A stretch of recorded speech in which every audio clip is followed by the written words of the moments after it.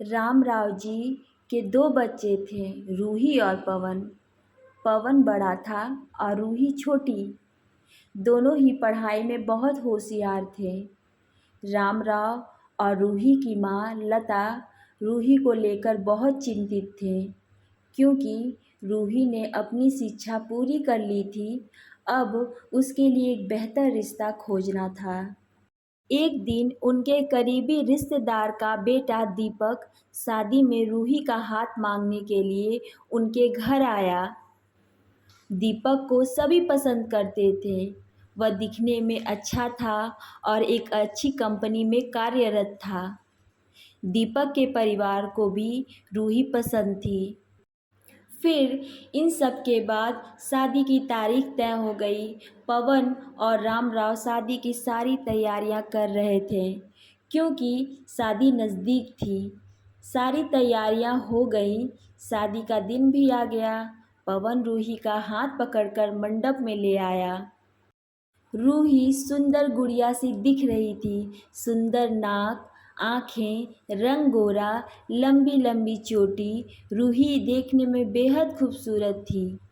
पवन रूही को मंडप में ले आया और पंडित जी ने रूही को कन्यादान के लिए हाथ आगे करने को कहा और उसका हाथ कांपने लगा। जिस पिता ने इस हाथ को पकड़कर दुनिया में चलना सिखाया, वही आज उसका हाथ किसी और पुरुष के हाथ में देने जा रहे थे। अपनी उस बेटी के बिना अपना बाकी का जीवन बिताना, ये विचार ही उनके लिए काफ़ी कष्टदायक था। पिता ने उसका हाथ पकड़ लिया और उसके होने वाले पति ने नीचे से उसके हाथ को सहारा दिया। कन्यादान की रस्म शुरू हुई। हाथों से पानी की एक एक बूंद गिरने के साथ पिता की आंखों से भी बूंद बूंद आंसू गिर रहे थे। अपने कलेजे का टुकड़ा दान करते समय क्या अवस्था होती है, तब वह रामराव ने जाना। वह रस्म खत्म हुई। पंडित जी ने लता और रामराव के हाथों में दियों से भरा पर्दा दिया। उनके सामने बेटी और उसका पूरा ससुराल परिवार बैठाया और पंडित जी ने कहा, आज से आपकी बेटी उनकी हो गई। उनसे कहो कि उसका अच्छे से ध्यान रखे। रूही अपने मायके वालों के लिए एकदम पराई हो गई। उसकी आंखों में आंसू भर आए। रूही को 2 दिन की ट्रिप पर भी भेजना माँ के लिए कितना मुश्किल होता था, और अब उसको हमेशा के लिए दूसरों के घर भेज दिया जाए और उसके अपने ही घर का मेहमान बना दिया जाए, यह बात अब माँ को समझ आ रही थी। उस रस्म के बाद दूल्हा गेट पर आ गया। पंडित जी ने आवाज़ दी, लड़की के मामा लड़की को ले आओ। उस मामा का हाथ पकड़कर वह उस अंतरपाट पर जा रही थी। सुबह उठकर एक साथ नाश्ता, फिर मस्ती, फिर मामी के हाथ का खाना और रात में मामा के गोद में सिर रखकर सोने वाली भांजी आज उस मामा को दूसरे के हाथ में सौंपनी होगी। यह सोचकर उसने अपने हाथ कस लिए और मंगलाष्टक प्रारंभ हो गया। भाई दूज के दिन बिना कुछ मांगे मिलने वाला गिफ्ट, एक साथ फोड़े हुए पटाखे, टीवी कौन देखेगा इस पर झगड़ा, और दादाजी गुजर जाने के बाद उन दोनों का गले लगकर रोना। दोनों भाई बहन आज एक दूसरे को देख रहे थे। उतनी ही देर में मंगलाष्टक समाप्त हो गया। मंगलाष्टक समाप्त हो जाने के बाद रूही अपने आगे आने वाले नए जीवन को लेकर उत्साहित हो गई। रूही ने वरमाला पहनाई और अपने पति दीपक के पास खड़ी हो गई। रूही के सामने बहुत से लोग खड़े थे। कुछ आशीर्वाद दे रहे थे, कुछ पास होकर स्तुति कर रहे थे। फोटो के लिए उसकी सहेलियां आईं। एक ने उसका हाथ पकड़ा, दूसरी ने उसका पल्लू अटका हुआ निकाला, तीसरी ने उसके आंसू पोंछे। हम घर रहने के लिए आ रहे हैं। आंटी को बोलना खाना खाने के लिए आएंगे।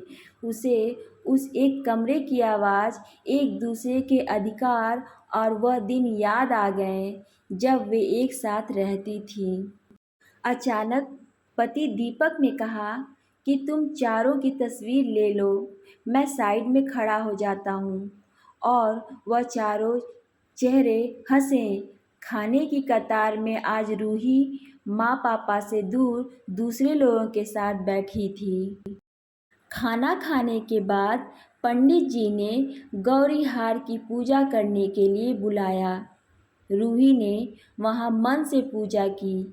माँ ने रूही की झोली भर दी और अनीता आंटी ने कहा कि आप पीछे मुड़ना मत। रूही अचानक चौंक गई। वह आगे बढ़ने लगी।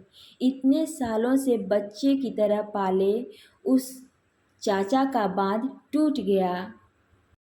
स्कूल से घर वापस आने में देर हो जाने पर अस्वस्थ होने वाले वह चाचा जी, जन्मदिन पर 5-6 फ्रॉक उसके आगे लाकर रखने वाले चाचा जी, मैं नहीं आने वाली, आज घर में चाची के पास रहूँगी कहकर रोने वाली वह आज हमेशा के लिए दूर चली जाएगी। उसकी पहचान आज बदल चुकी थी। हाथों की वह हरी चूड़ियाँ, पाँव में बिछिया और गले में मंगलसूत्र नए जीवन की राह दिखा रहे थे। सास का हाथ पकड़कर रूही उस फूलों से सजी गाड़ी में दीपक के साथ बैठी। उस गाड़ी में खुशी थी और उस गाड़ी के बाहर खड़े सभी लोग आंखों में आंसू लिए उसे अलविदा कर रहे थे। रूही बोली, मम्मी पापा आती हूँ मैं। बहुत मुश्किल होता है अपने कलेजे, अपना दिल अपने ही हाथों से बाहर निकाल कर पराए हाथों में सौंपना। और वह अपने कलेजे को, अपने दिल को खुद के दिल से लगा कर रखेगा। फिर भी हर माता पिता इस मुश्किल काम का सपना देखते हैं लड़की के जन्म के बाद से ही। आप सभी लोगों को ये स्टोरी कैसी लगी? अगर आपको ये स्टोरी अच्छी लगी हो और स्टोरी पसंद आई हो तो प्लीज़ मेरे चैनल को सब्सक्राइब एंड सपोर्ट ज़रूर करिएगा, ताकि मैं ऐसी ही वीडियोस और अच्छी अच्छी स्टोरियाँ लेके आती रहूँ। पर उससे पहले आप लोगों को मुझे सपोर्ट करना पड़ेगा, क्योंकि अगर आप सपोर्ट नहीं करेंगे तो मेरा प्रोत्साहन कैसे बढ़ेगा। प्लीज़ सब्सक्राइब करिएगा। Thanks for watching.